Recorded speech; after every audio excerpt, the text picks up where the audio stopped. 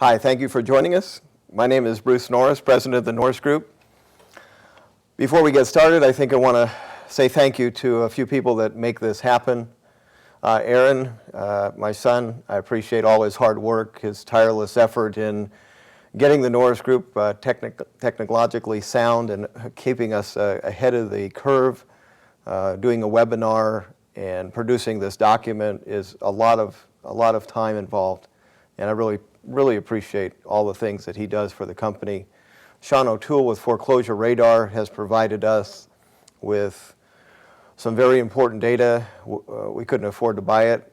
He spends a lot of money every year to have access to the data that he needs to provide his services, and we've been able to put some of that in this report, making it very special. Dr. Michael Carney from Cal Poly Pomona. I really appreciate him allowing me access to the archives of some very old reports. Cal Poly Pomona has done research and produced documents from 1940 on. For this particular report, I was able to look at things from the late 60s through the 70s. And what it does is allow me to come to better conclusions, so I'm very excited about that. I'm sitting in the studio of MVT Productions with George and his team. And they're just geniuses at what they do, and we appreciate getting to work with them, and we have now for many years.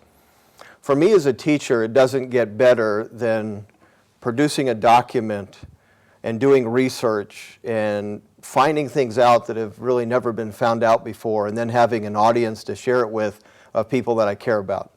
So this report, All in or Fold, is just exciting to me. I've had so much feedback over the years about how these reports have affected people's lives, preserved their family fortunes. We just spoke last night, and several people came up to me once again and said, thank you for the reports that you've written, that they have in fact saved our family fortune.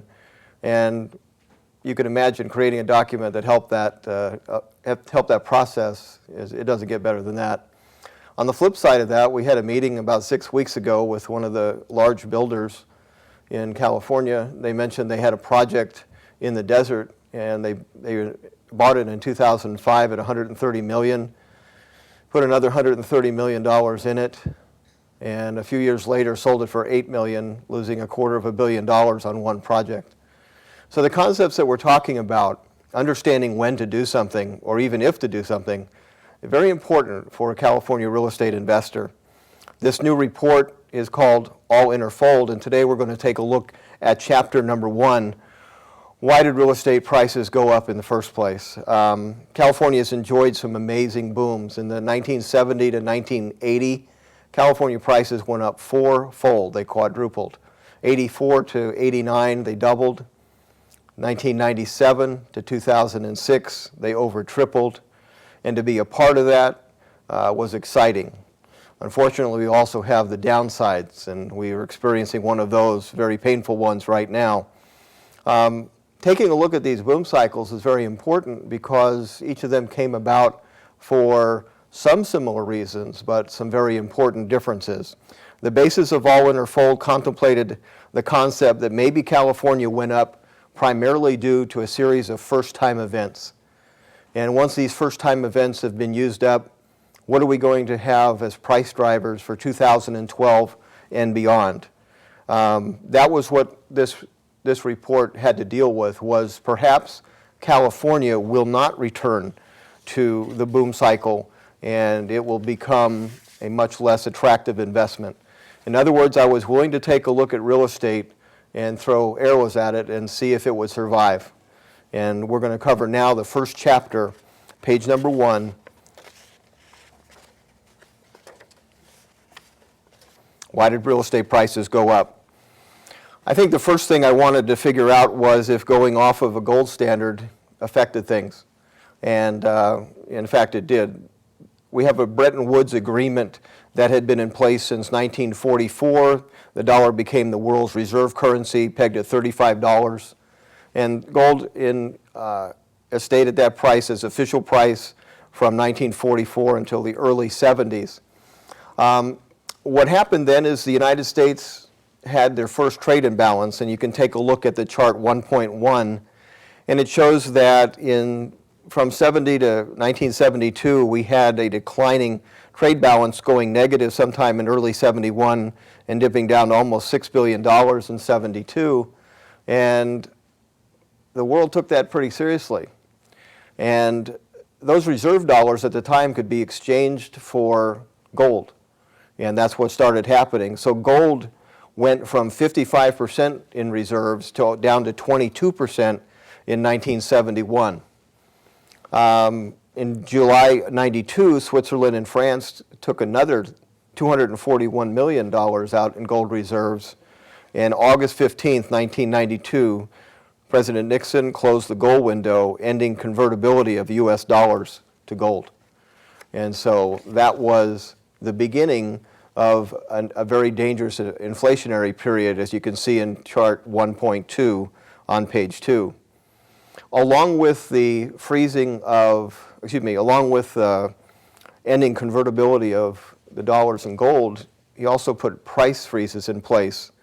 And those were put in place in 1971, supposed to last for 90 days. In some format, they lasted for almost 1,000 days. And it apparently didn't work because, as you can see, the inflation got down to 3.25% approximately in 1972 and then zoomed up to over 10% in 1974. What was interesting about that time frame is that wages during the 70s kept pace, and because a lot of the people were working for unions and they had riders in their contracts that wages went up very quickly. And chart number 1.3 shows the affordability of housing in California. In 1977, it was 45%. 45% is pretty significant because 45% never was even reached in the 1990s. So as bad as things got in 1996, we got to 40% affordability. Prices had already doubled in California by 1977, and the affordability was still higher than it ever reached in the 90s. And so that was one sustaining factor. And then it declined as interest rates got crazy and got down to a number that ends price booms. One of the things that we didn't have is we didn't have any example of this in our past. We could only look at this in hindsight and say that was significant. So if you were in the process in the 70s of prices going up, you didn't have a blueprint that affordability getting to a certain point was important. On the next page, page 3, this is our price journey, both nationally and California. And you can take a look at this and see the progression. California and the United States were almost on par in 1970, $23,000 to $24,600, a $1,600 difference. And as we went up in price, the United States stayed, of course they went up too, but California kind of went off on its own path for the first time. And really for the first time, real estate became a very profitable investment. People stopped looking at real estate just as a place to live, and they started looking at it as a speculation to make money on. And that really changed the dynamics of the participants and also what you were willing to risk, because you were making a lot of money taking on some debt. On number 5, 1.5 is a median price and kind of a loan comparison. And this is really a personal experience, and I kind of used the numbers from a residence that I bought. Marcia and I bought a new home somewhere in this range for about $34,000, and I think we ended up with a loan balance of $31,000. And then the price just took off.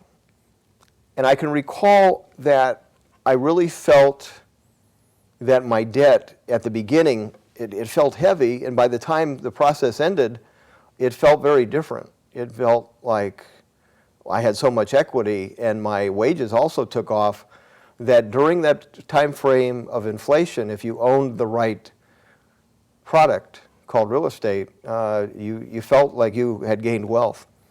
So my wages went up, but my price per month and my cost of my housing didn't. And I really did feel like we were wealthier. Now, fortunately, I had already come off of ownership of a property earlier in the 70s that had done well, and I sold it. And I remember thinking, if one of these homes did something, good for us, maybe 3 would do better, and so we bought 3 homes during this cycle.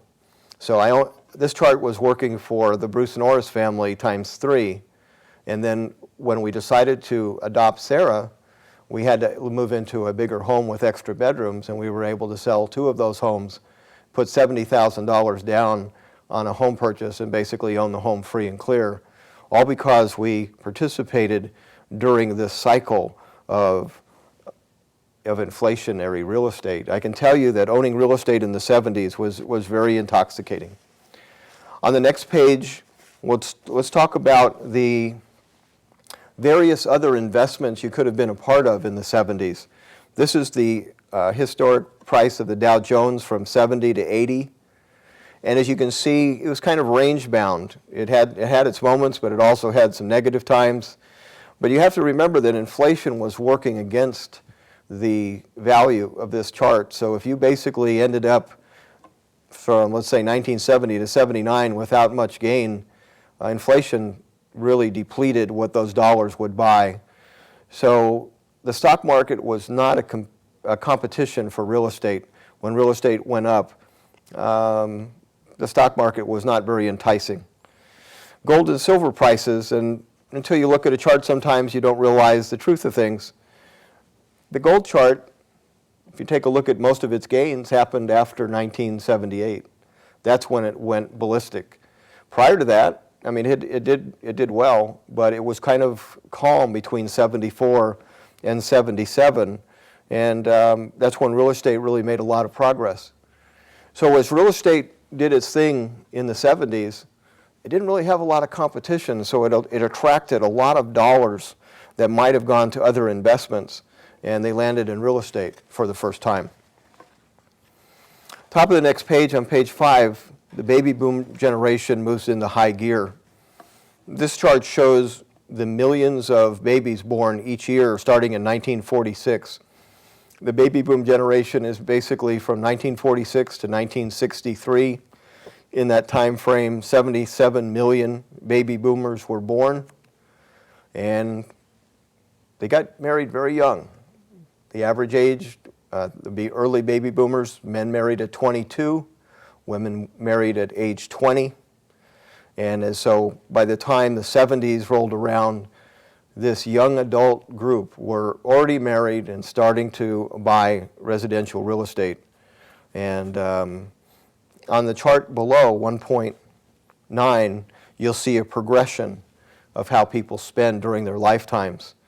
So we're not going to necessarily replicate this chart over and over again as we go through the next couple of cycles, but you can just see that as this gigantic baby boomer generation matures, they continually spend more and more income, and they earn more and more income. So by the time you're between 46 and 50, you're spending an awful lot of money. And if you were born between 46 and 63, you can see that between 92 and somewhere around 2000 plus, this is the boom generation, the generation that kicked off a lot of booms and affected many, many things. I feel like I've been very fortunate to be a part of it. We've had a lot of chances to gain wealth because of the different boom cycles that we've enjoyed. One of the chapters in the reports deals with the wealth of the senior group. And basically it's there to take a look at how prepared they are for retirement and to kind of see how unlikely it is that we'll be having cuts in a Social Security program, because many of them are very, very needed. They very much need the Social Security check. On the next page, you have a distribution of U.S. income by age, and at the very top it talks about the peak earning years of 45 to 54. And so that's a significant thing when you're dealing with demographics. And the baby boom generation has been the driver throughout these decades.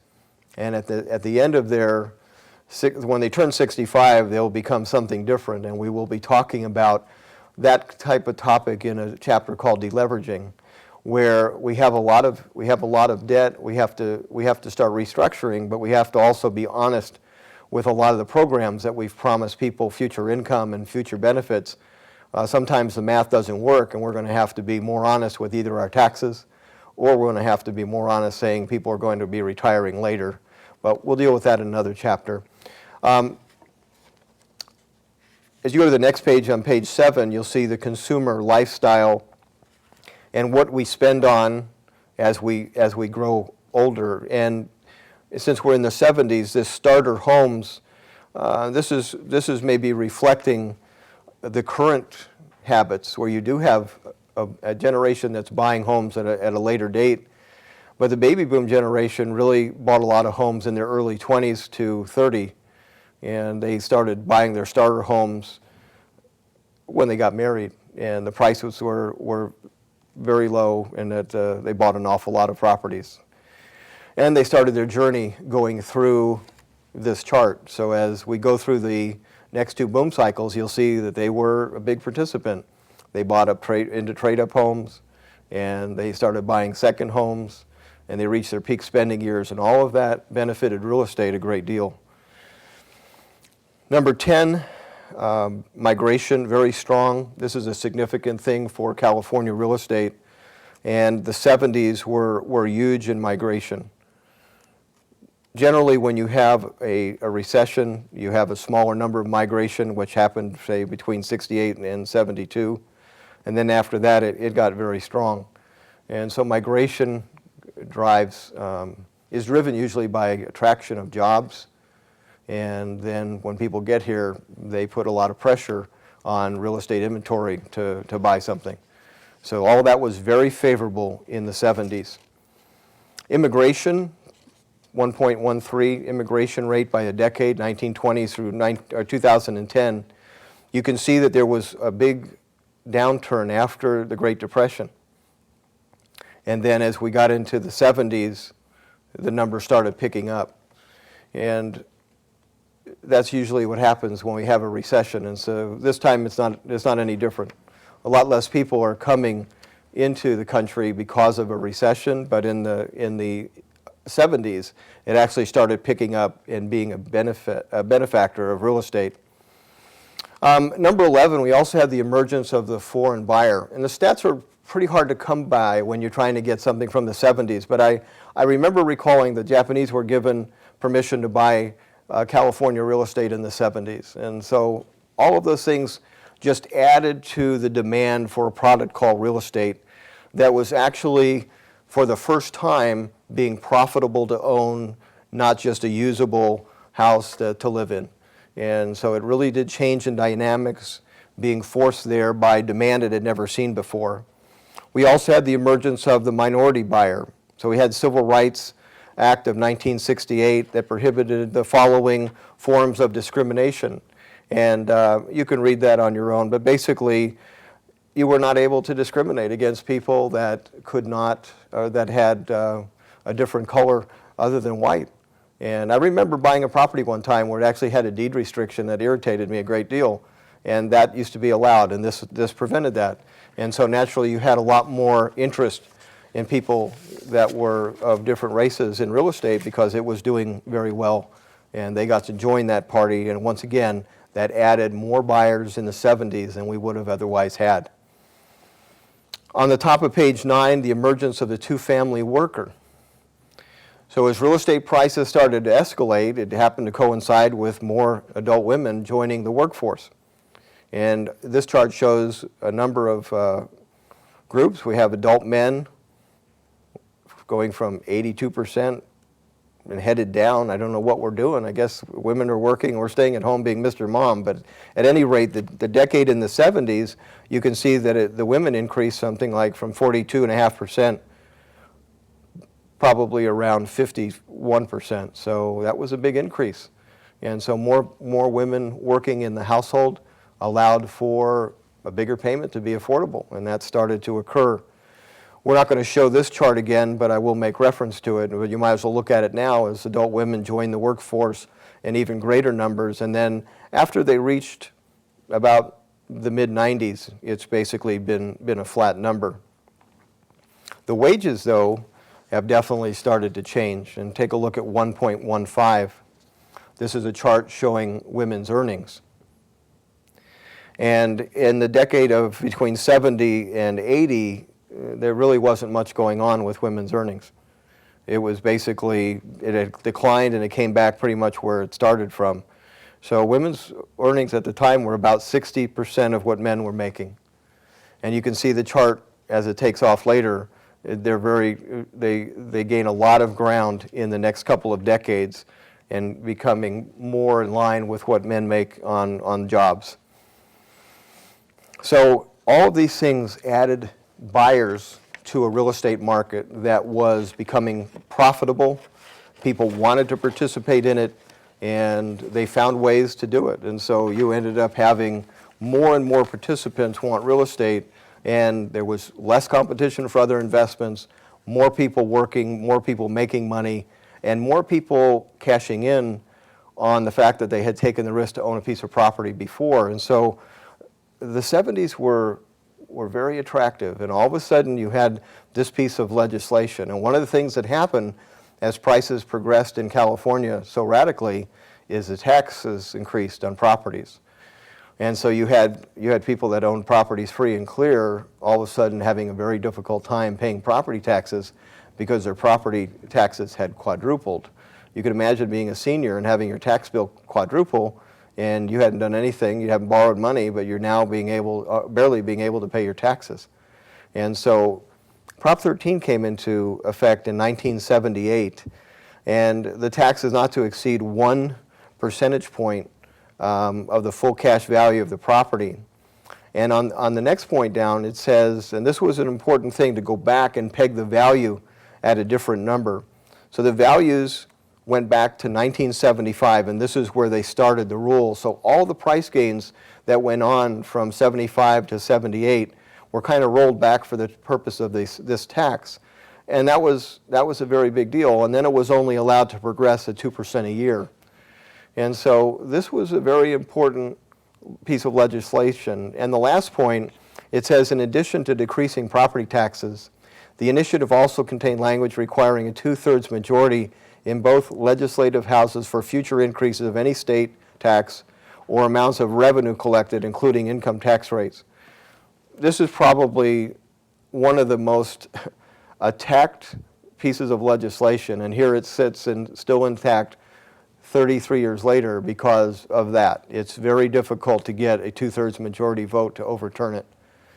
So in the 70s, we had all of these things going on, including the last one, number 16, success breeds speculation. Real estate prior to 70 had been a very flat investment. California and the national price were lockstep within 5% of each other, and people owned houses to live in houses. And all of a sudden, the 70s, it took off. And if you owned more than one, you were much happier than if you owned just one. And if you owned none, you got left behind, and you probably were priced out of the market maybe for the rest of your life. So this was an important decade for real estate. It was one of those times where you definitely hoped you had the sense to buy some property and hold on. Number 17, we'll start talking about the decade between 1984 and 89. So why did real estate inflate during those years? Well, we'll touch on the demographics first. They're even more favorable coming from the baby boom generation. We had higher earnings as people matured. We had a move-up housing desire, so people that went from starter homes to move-up homes as their family expanded. Some people decided to build their own home. Women's earnings again went up from 60% to what males were making to over 70%. All of that kicked in this time period between 84 and 89.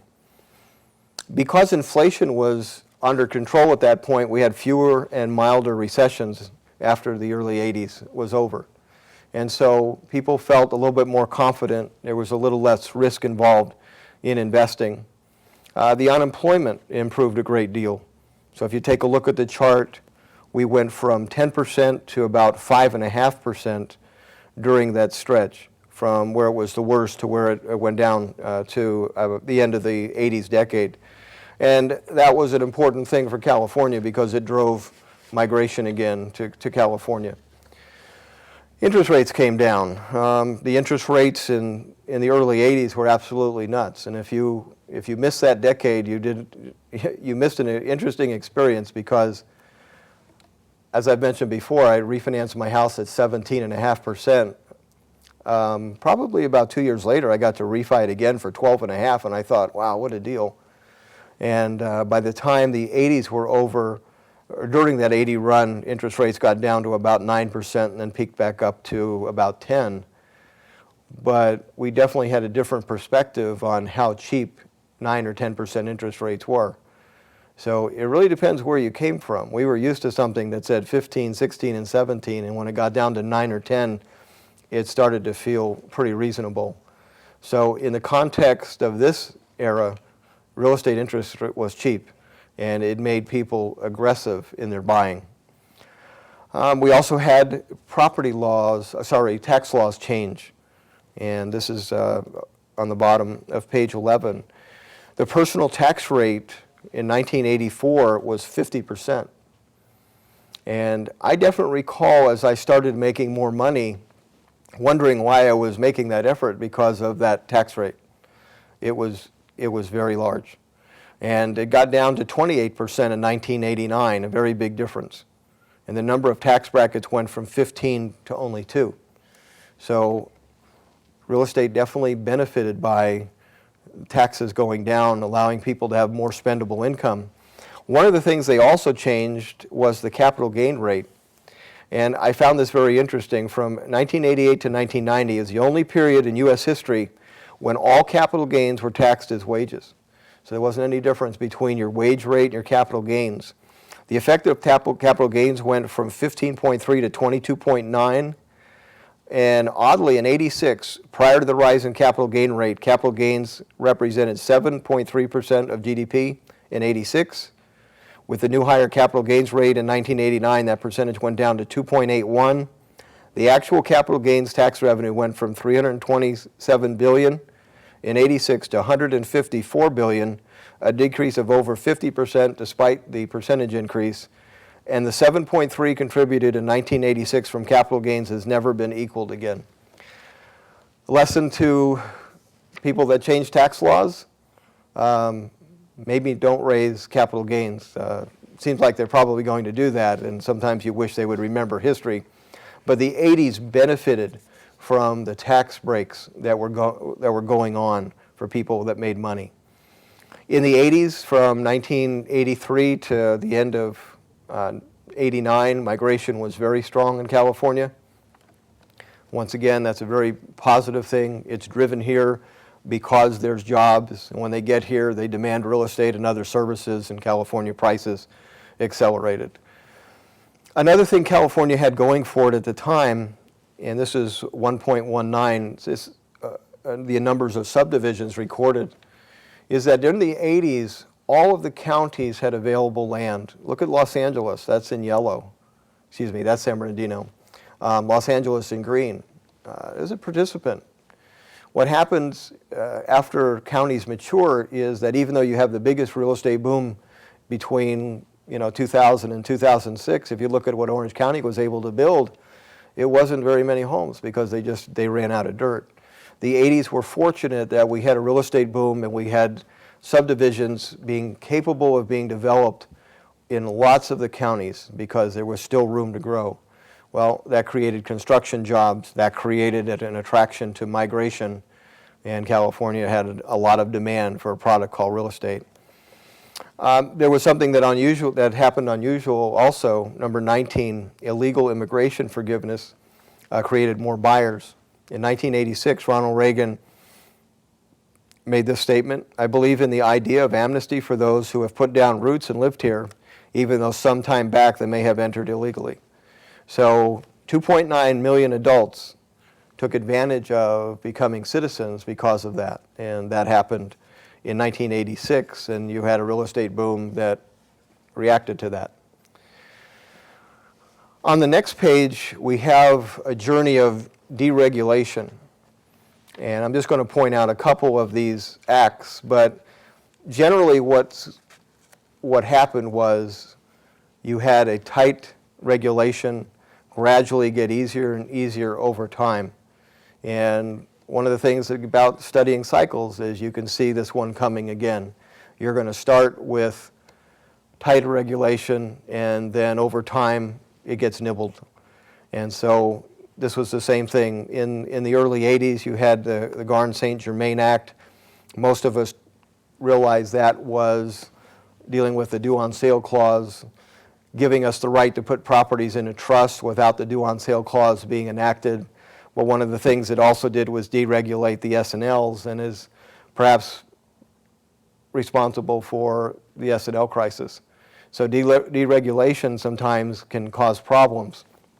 One of the things that caused problems later, as we leave this decade of the 80s and the action taken in 1999, Gramm-Leach-Bliley Act repeals Glass-Steagall restrictions. And so what it did is it removed the barriers between banks, security companies, and insurance companies. They weren't allowed to commingle those activities, and the removal of the Glass-Steagall Act allowed that to occur, and that's what happened. We ended up with all of those very creative loan products, and we ended up with a great crash.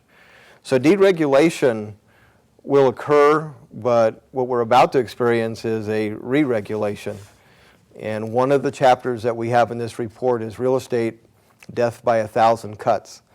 Real estate's under the microscope, and people realize that are in government that real estate is going to be changing ownership from owner-occupants to people like us, landlords. And there's a blueprint. There's a report that I read that basically tells the city how to capitalize on that. And there are different states doing different things. And that chapter tells you what some of those states are doing, and some of it's already coming home to California. So we have to be aware of those changes and the costs that it might be for us.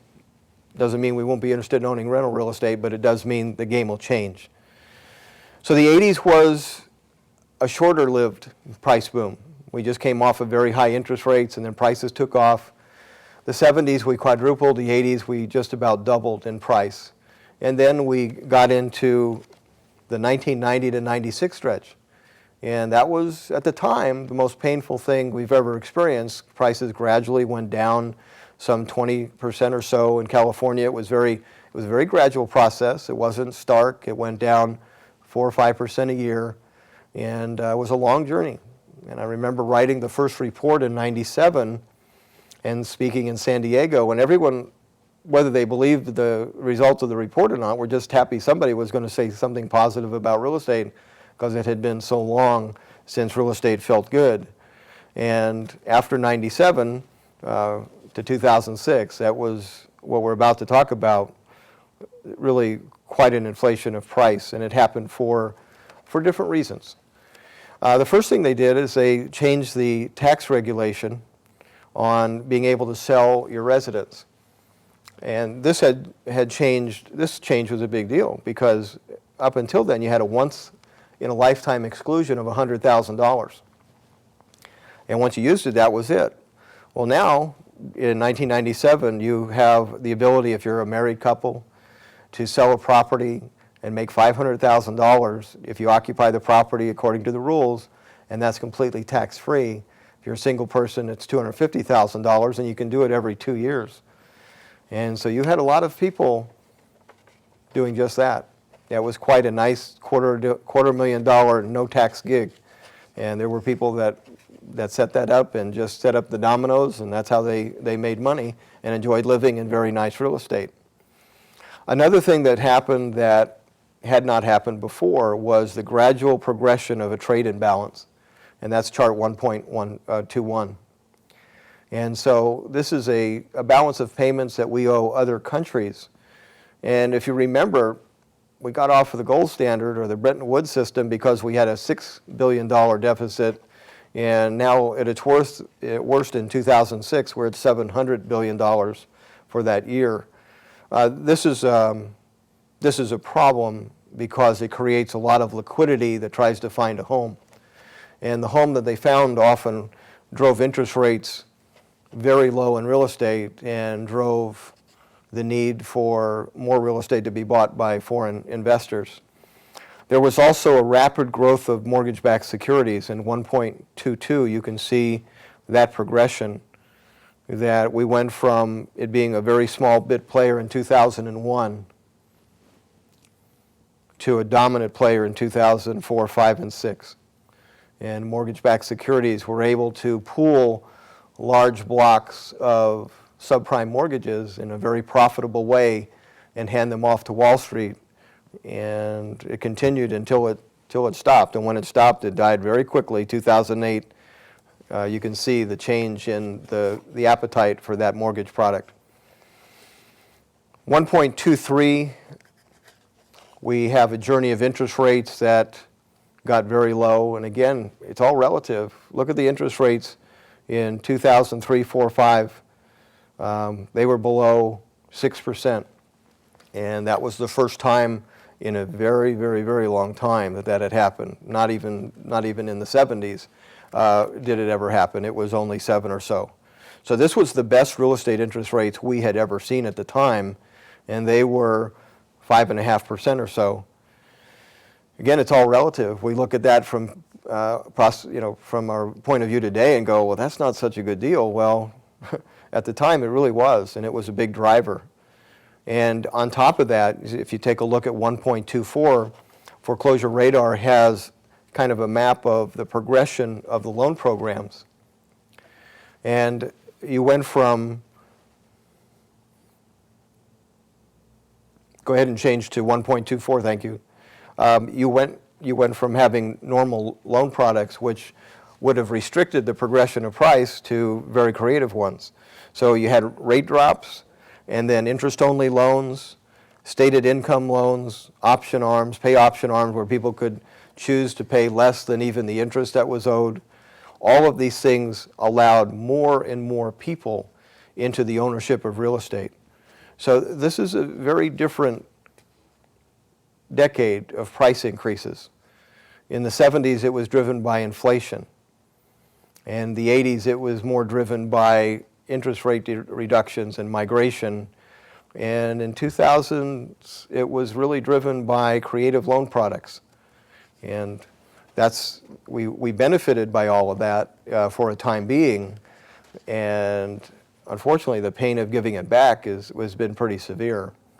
On the next page, you see the real estate boom followed the stock market crash. So once again, when you're saying, okay, well, where do I put my money?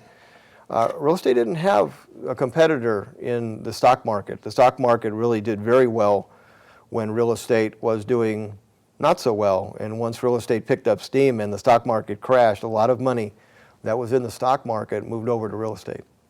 And so that added to the amount of money that participated, and it created multiple buyers out of people that probably hadn't bought real estate at all. All of a sudden, it became the no-brainer investment, and people bought with both hands and bought a lot of properties in even other states where they didn't know what they were doing.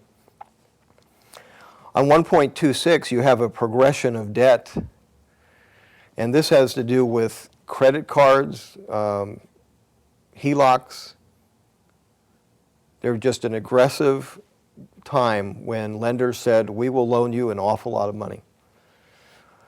And they're paying a big price for that. Obviously, we have huge amounts of debt that are going to be very hard to pay back. On the next page is a progression of real estate debt. And I'm going to stay here for just a couple minutes because this is a real important chart. This chart shows in the gold a progression of mortgage debt, and then on top of that is the home equity lines of credit, auto debt, credit card debt, and student debt. Student debt, by the way, is growing quite a bit. But let's concentrate on the mortgage debt for just a second. The mortgage debt is a problem, especially because of where we are in price now. So I'm going to point to this chart where we are. We're about 2002 price, and this was the debt level that we had at the time.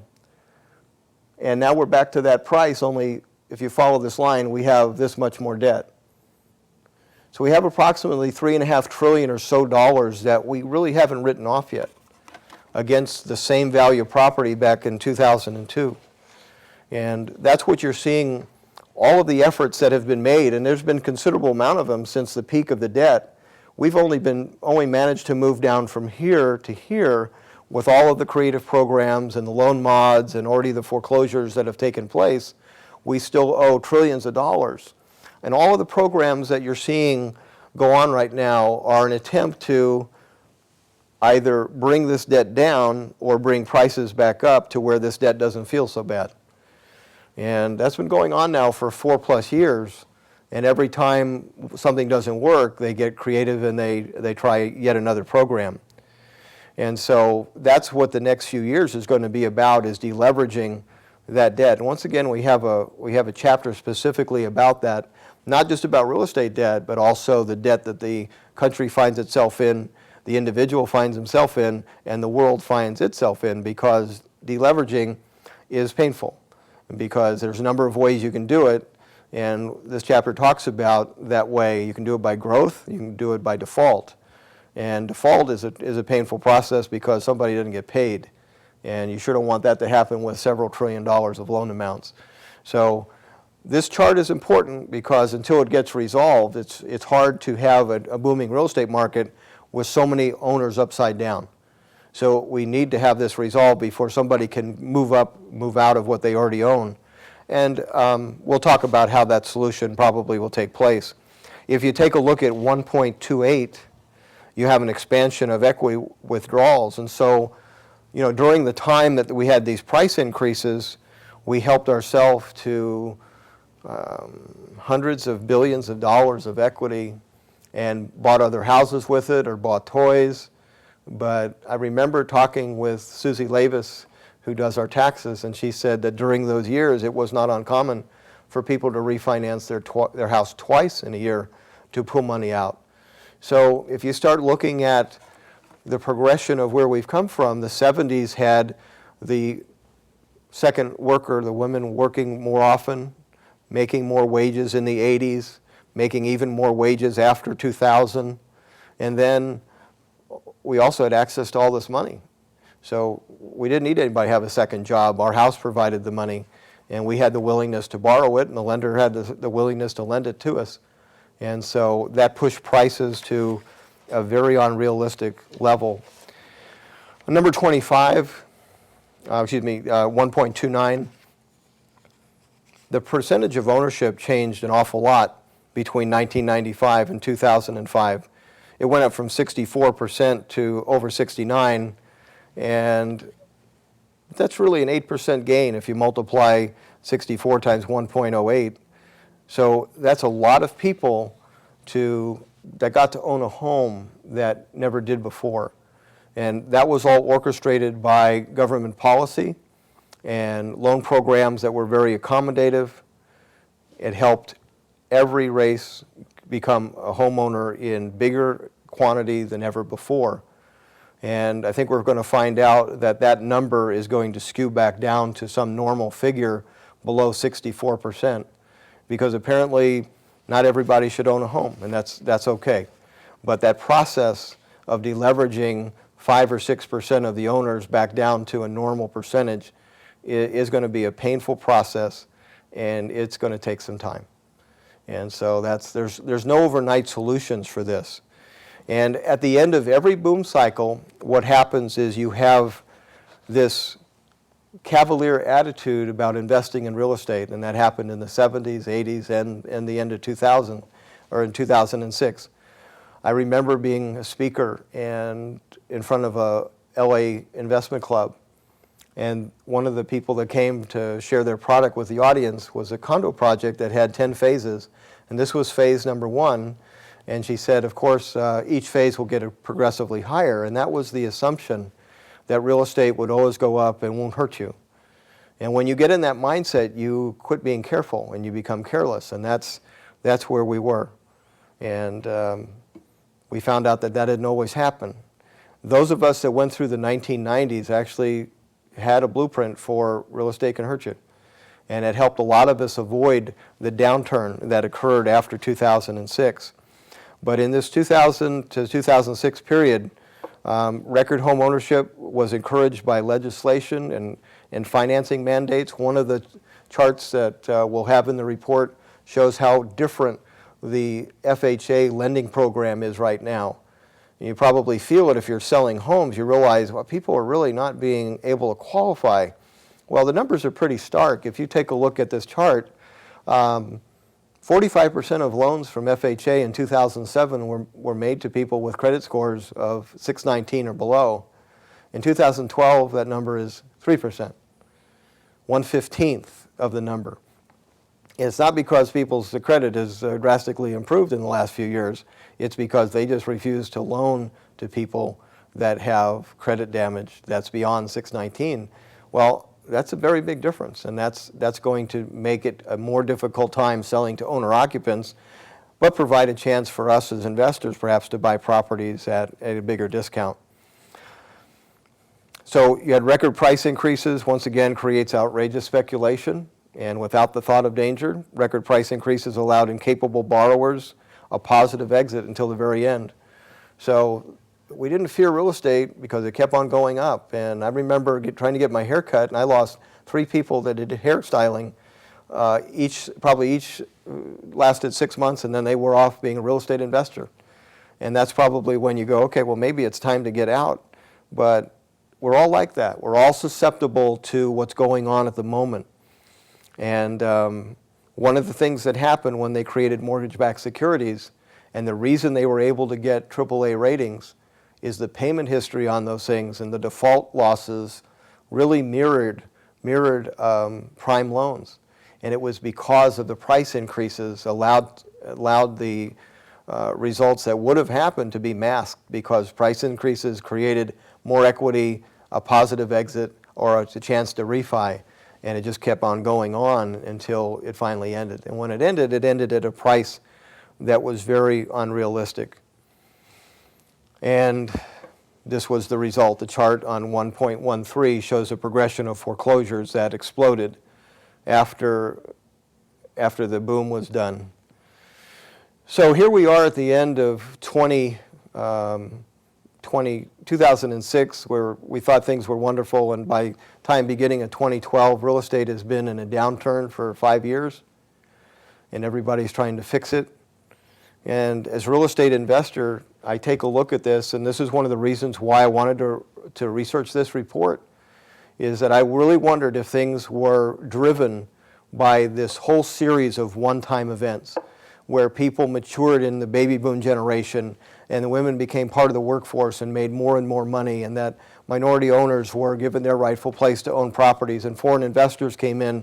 And all of these categories are sort of maxed out at this point.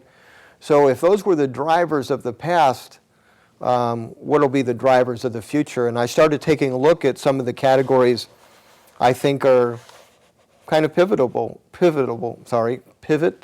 I can't say it. What will be the drivers that make real estate go up beyond 2012? Can we count on, and here's an interesting list, can you count on strong population growth or weak population growth? And I think really one of the things it probably really is talking about is household formation. What is the household formation going to be? And we're on page 19 at the bottom. Weak migration or strong migration? Immigration forgiveness, or are we going to have a tightening of borders?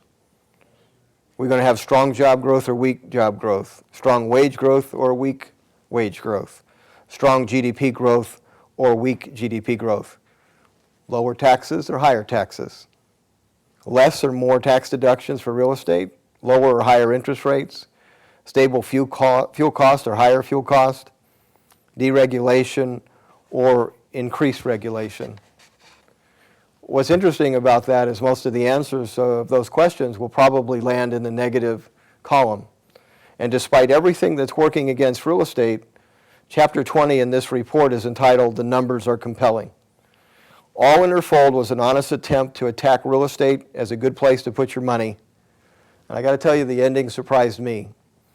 I think it's important that you realize that when I did this report, I was willing to have a negative conclusion. I would have been willing to stand up in front of you today and say, okay, I would be very cautious about real estate in the future because I think it will not replicate its past results. And Again, the results surprised me, and for reasons that I didn't expect. And that's what's always fun when you do original research and you don't come to the report with an agenda. I didn't want to prove real estate was the best investment. I wanted to get at the truth, and it's really simple why. I wanted to put Bruce Norris's money in the best place for his family. It's that simple. And so that's what All In or Fold does. It takes a serious look at real estate and it tries to throw darts at it. And somehow the evidence emerged that there's still going to be a positive end. And several of the things that we have been taught all our life, this report will debunk. And those are some of the most important conclusions. And I didn't know it until I was able to do research back into the 70s at Cal Poly Pomona. And I have to tell you, it was kind of funny because it's sort of like being a kid let into the candy store when you have my background and you get to see a whole new decade of data. So I was sitting there at the table and I had all of these reports, 40 of them, and I was going through them one at a time. And there was a woman just sitting there, didn't know me, and all of a sudden she would hear me go, oh. I finally realized she was sitting there, and I thought, you must think I'm a nut. And, it's sort of like a research scientist figuring out something that had never been discovered. Well, for me, that's what this did. It allowed me to take a look at real estate, and when I looked at it through a different decade, a new set of evidence emerged, and I really was able to put pieces together that I had never been able to before. And I think it'll be exciting that I get to share that with you. So I'm very excited about April 28th. We just covered one chapter of 21. And one of the reasons we did that is because 20 more chapters is going to take a fair amount of time to give. So we decided to give chapter 1 in this format to kind of give you an idea of what the report is going to be made of. As you can tell, a lot of it's original research. Of course, for those of you that decide to sign up and attend, you'll be receiving, if you want to look at them, all the PDFs of the reports that I studied.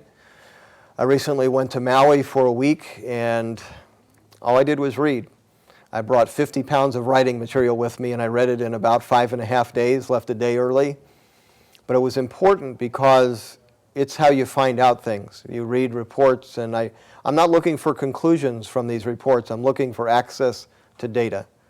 And I look at the past, and I look at what I think the future is. But in this particular report, I've had to cover a lot of ground that I've never had to cover before. And if you take a look at the table of contents, there's a lot of key factors that we have to consider. One of the things that we'll talk about, number 6, how the rest of the world finances real estate.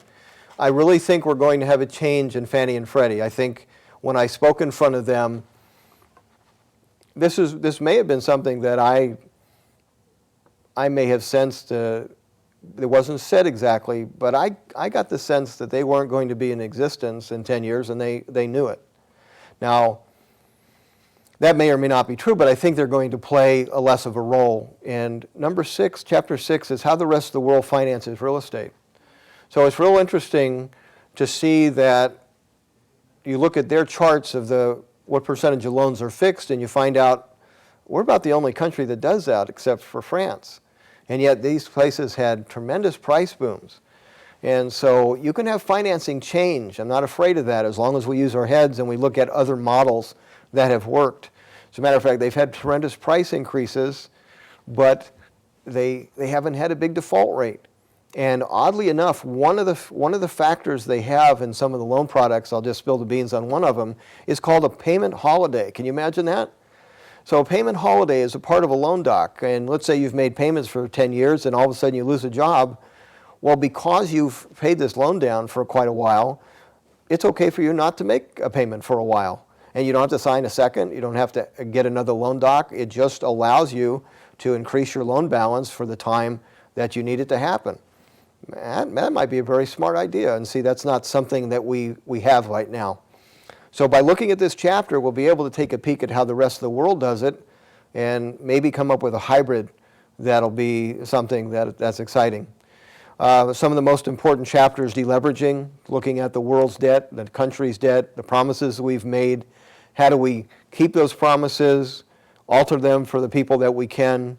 One of the things that you'll see in that chapter is a progression of handing the baton off to the city and county. And so right now you have a county or a city very large, Stockton, contemplating Chapter 9 bankruptcy, and we'll take a look at Chapter 9 bankruptcy and what it solves for a city. And that's very important, and we're hoping that before the report in April that we get a chance to interview somebody from these retirement entities, because I want a clear understanding of what happens to retirement programs for people that have already been retired if in fact the city declares Chapter 9 bankruptcy. We're going to take a really good look at real estate death by 1,000 cuts and what these various states and counties and other places and in California are up to as far as taking a piece of our rental pie via licensing requirements, inspections, percentage of rents being taken. All of that's in play and it'll be affecting what we do.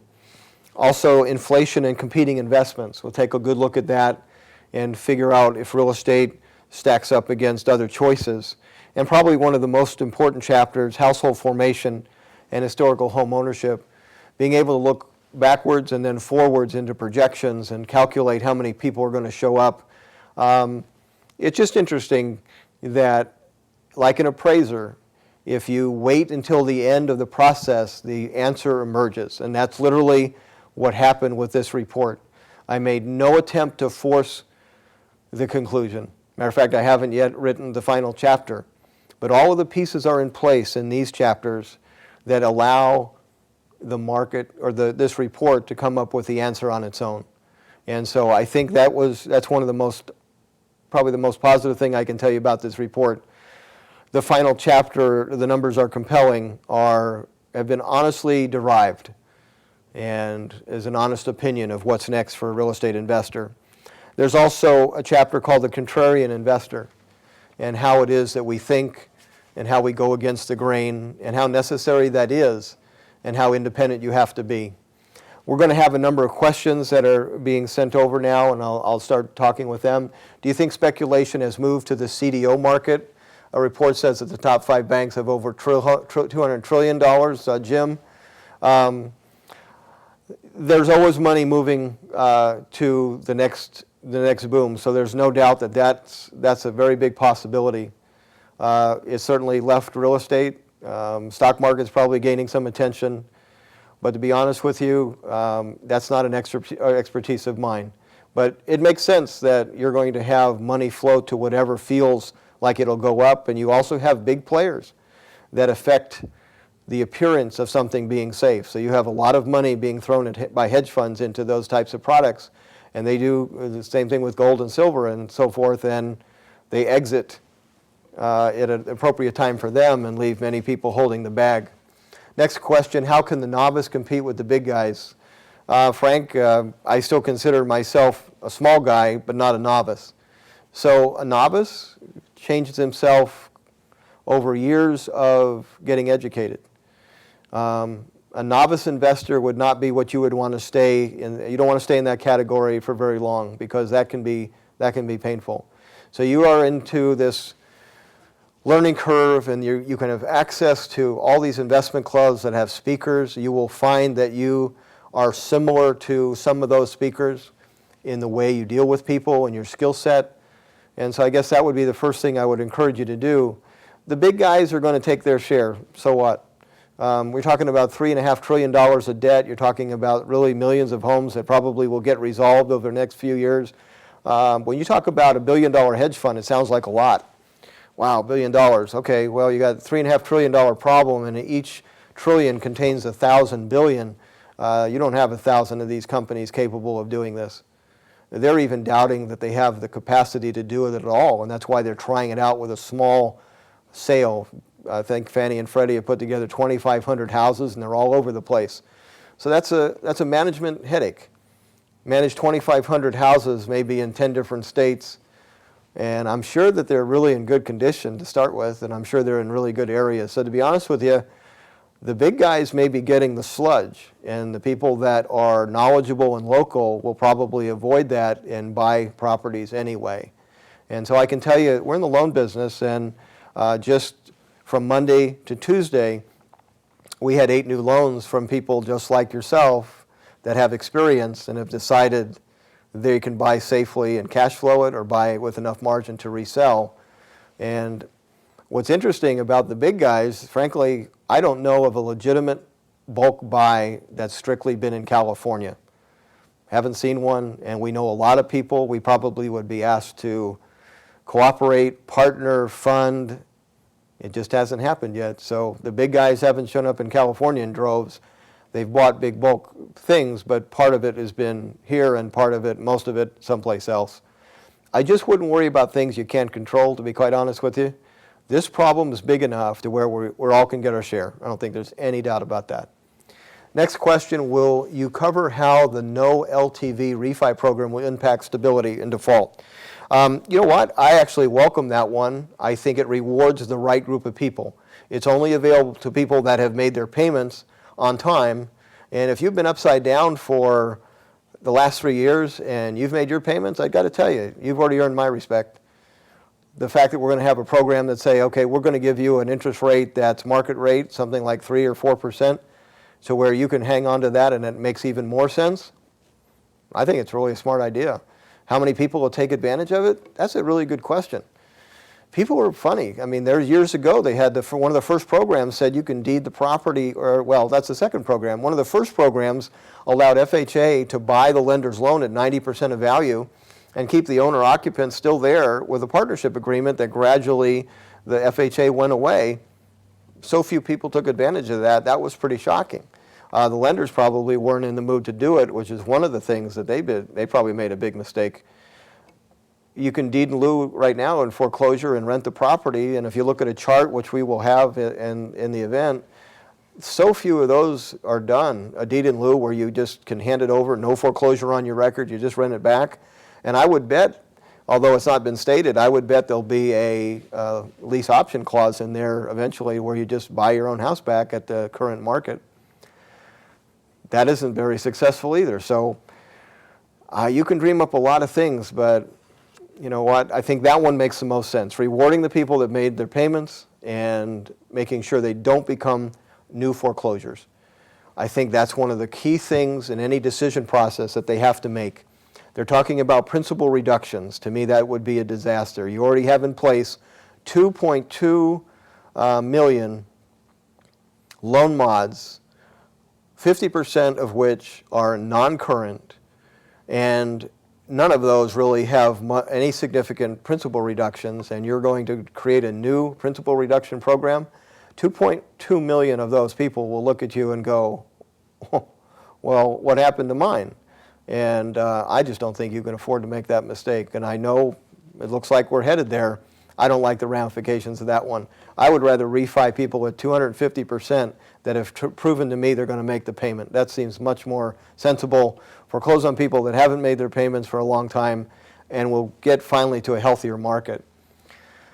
From Matthew, seems like the lowest priced properties are seeing price increases. Is that usually the part of the market that gets damaged and heals first? Actually, no. Matthew, the way it usually works is you come from the coast inland. The only reason you have price increases in the lower price market is because it got completely hammered. And it's also in very short supply. People are buying that to rent, and cash flow is just, you can pay a higher price for property that cash flows than you can buy it and resell it. So people are holding properties. It's a different criteria, and they can pay more for it. There just isn't a lot of inventory right now. I'm so impressed with our client base being able to find their share of deals despite the low inventory. And part of it is, and going back to that, you know, how does a novice investor compete? You can understand a local market much better than a big guy. You can understand that there's opportunities to buy from people that own properties free and clear, that have a situation that motivates them, and you're probably willing to run an ad or do a mailer. You can make a relationship with the local broker. They're not going to do any of those things, and so really they're going to be very non-competitive with that. The cities, to be honest with you, were handed a lot of money. The NSP programs, they found themselves very unable to compete with the local investor in speed and reaction time. We presented in front of the city of Riverside And I think that in their program since the NSP funds, and I think it's been in place 3 to 4 years, they've done less than 70 properties, and last year we did over 150 as one company. So I don't think there's any comparison to what a local investor can do in a marketplace compared to the big guys. And the shortage of inventory, it's actually pretty phony. So I think we just have to be patient. I don't think that we're going to see people be allowed to be 4 years behind. So some of this is going to come to a resolution, and the sooner the better. From Kadrin, how does this compare to your other reports? How is it different? Well, it's a lot different by just taking a look at the table of contents. It really is an attempt to look at real estate as maybe an investment I don't want to make. And that's a pretty honest approach, but it also deals with a lot of topics we haven't ever approached, and it's evidenced again by the table of contents. This isn't a remake of old reports in the least. There'll be many, many, many dozens of charts you have never seen before, and topics that we've just never thought were necessary. And so I guess that's why I get a big kick out of doing them, and why we don't do them every year. As you know, we don't. We do it when we think we have something to say that's important for investors to hear. And to me, this is one of the most important reports, because all in or fold means get out or get in.